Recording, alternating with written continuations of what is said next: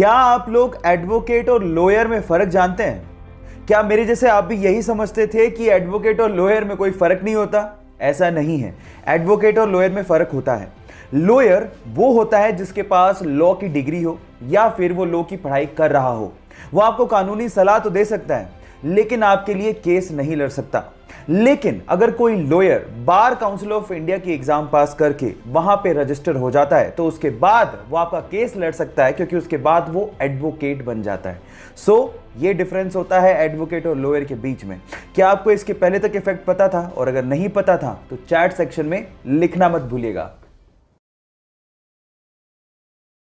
क्या हवाई जहाज में किया गया टॉयलेट सीधे जमीन पर आकर गिरता है तो बच्चों के जैसा सवाल, लेकिन कभी ना कभी आपके भी दिमाग में सवाल तो जरूर आया होगा।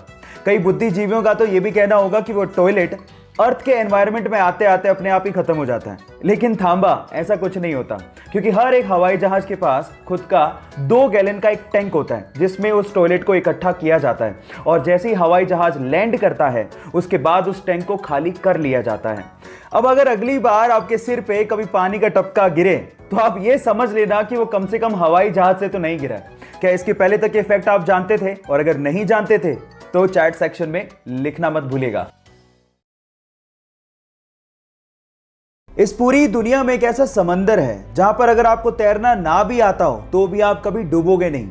यह समंदर इजराइल में है जिसका नाम है डेड सी, यानी कि मृत सागर। अब आप कहेंगे कि इसको मृत सागर क्यों कहा जाता है?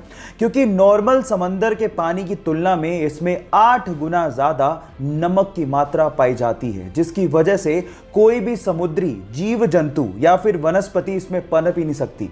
इसमें मिनरल्स और सॉल्ट इतने ज्यादा है कि इसकी वजह से इसकी डेंसिटी बहुत ज्यादा है और उसी वजह से आप इसके ऊपर फ्लोट करते हैं और कभी डूबते ही नहीं हैं। क्या आपको इसके पहले तक ये फैक्ट पता था? और अगर नहीं पता था तो चैट सेक्शन में लिखना मत भूलिएगा। एक दुबला पतला सा लड़का अपने देश की सेवा करने के लिए फौज में भर्ती होना चाहता था और उसके लिए वो ट्रेनिंग भी ले रहा था।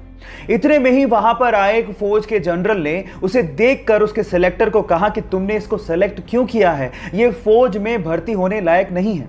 और इस चीज को प्रूव करने के लिए उस जनरल ने एक ग्रेनेड उस ट्रेनिंग ले रहे ग्रुप के बीच में फेंक दिया।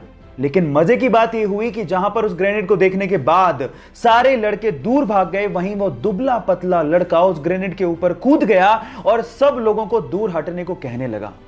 हालांकि वो ग्रेनेड नकली था, लेकिन इस घटना को देख के उस जनरल को समझ में आ गया था कि कद काठी होने से कुछ नहीं होता। साहस यानी कि जिगरा जिसके पास होता है, महान वही बनता है। आप लोगों का इसके बारे में क्या कहना है? चैट सेक्शन में लिखना मत भूलिएगा। गाइज, आप लोगों ने अपनी जिंदगी में 3 स्टार या फिर 5 स्टार होटल्स के बारे में सुना होगा, मैं भी देखा भी हूं। लेकिन क्या आपको पता है कि इस दुनिया का एकमात्र 7 स्टार होटल कौन सा है और कहां पे है? डोंट वरी, अगर नहीं पता तो मैं आपको बताता हूं। दुनिया का एकमात्र सर्टिफाइड 7 स्टार होटल दुबई में है जिसका नाम है बुर्ज अल अरब, और एक्चुअली जिसका मतलब होता है अरेबियन टावर। और गाइस, अगर आपको यहां पे एक रात के लिए एक रूम चाहिए तो आपको 1,70,000 रुपए तक चुकाने पड़ सकते हैं। लेकिन अगर आप यहां पे एक शानदार स्वीट किराए पर लेते हैं तो एक रात के लिए आपको 11,50,000 रुपए तक किराया चुकाना पड़ सकता है। सो गाइस, इसके पहले तक क्या आप ये फैक्ट जानते थे? और अगर नहीं जानते थे तो चैट सेक्शन में लिखना मत भूलिएगा। न्यूजीलैंड पूरी ही दुनिया के लिए कोरोना के खिलाफ जंग में एक मिसाल बन चुका है। 50 लाख की आबादी का यह देश अब पूरी तरह से कोरोना से फ्री हो चुका है। उसके पीछे का रीजन है उनकी नीतियां। एक्चुअली जैसे ही 26 फरवरी को पहला केस आया, वहां की गवर्नमेंट ने सख्ती से लॉकडाउन को लागू कर दिया। और उसके बाद सबसे अच्छी बात यह रही कि वहां की जनता ने अपनी प्रधानमंत्री का विश्वास किया और लॉकडाउन के नियमों का सख्ती से पालन भी किया। और नतीजा यह निकला कि पिछले 18 दिनों से वहां पर कोरोना का एक भी केस पॉजिटिव नहीं निकला है। Today there are no active cases in New Zealand. यहां न्यूजीलैंड से सीखने लायक बात यह है कि अगर हमें कोरोना के खिलाफ जंग को जीतना है तो जनता और गवर्नमेंट दोनों को साथ मिलकर काम करना पड़ेगा। इस मैसेज को शेयर करिए ताकि लोगों में जागरूकता फैले और हम भी कोरोना फ्री नेशन का सपना साकार होता देख सकें।